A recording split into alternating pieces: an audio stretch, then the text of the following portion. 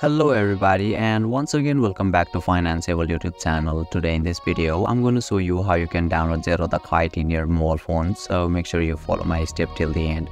First of all, you simply need to search for Zerodha in your App Store or Play Store. Now right after that you'll be able to see an app at top where it is distinguishable by its logos on in screen. And it's developed by Zerodha Broking Limited itself, and don't forget you will find the download option at right side. Just click on it and your download will begin automatically.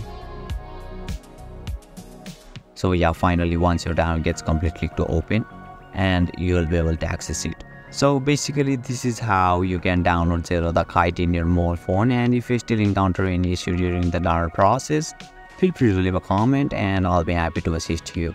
If you found this video helpful, please give it a thumbs up, and if you are new to this channel, make sure to hit the subscribe button and set the bell icon to on so that you can stay updated with our latest content. Thank you for watching and I'll see you next time.